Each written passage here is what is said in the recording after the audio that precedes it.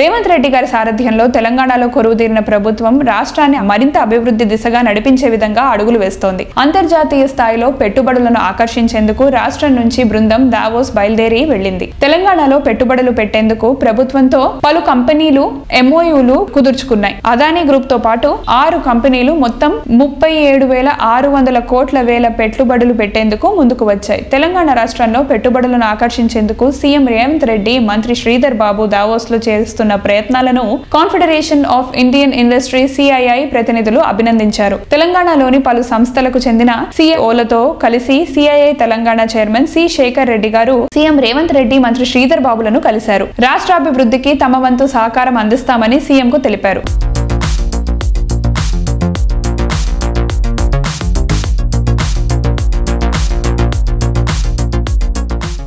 CII Telangana ఒక submit చేస్తుంది. Mega master plan 2050 Telangana.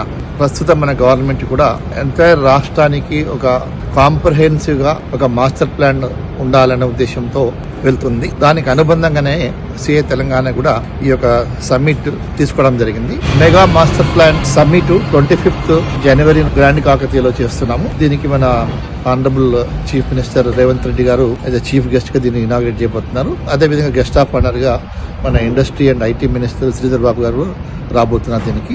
And prominent speakers experts కూడా మనం పిలవడం జరిగింది. ఇప్పుడున్న మన చీఫ్ మినిస్టర్ గారి యొక్క విజన్ ఏంటంటే ORR లోపల ఉన్నదాన్ని అర్బన్ అని, ORR నుంచి రీజనల్ రింగ్ రోడ్ మధ్యలో ఉన్నదాన్ని సెమీ అర్బన్ అని, రీజనల్ రింగ్ రోడ్ నుంచి మన యొక్క రాష్ట్రం సరిహద్దుల వరకు ఉన్నదాన్ని రూరల్ అని కింద ఒక 3 క్లస్టర్స్ కింద డివైడ్ చేయడం జరిగింది.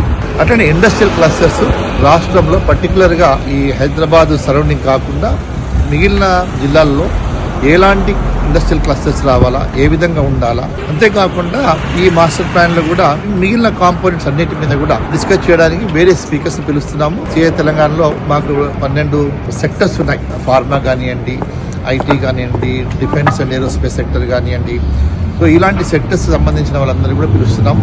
ఈ సెక్టర్స్ అన్నిటి మీద కూడా పెద్ద డిస్కషన్ జరుగుతాయి.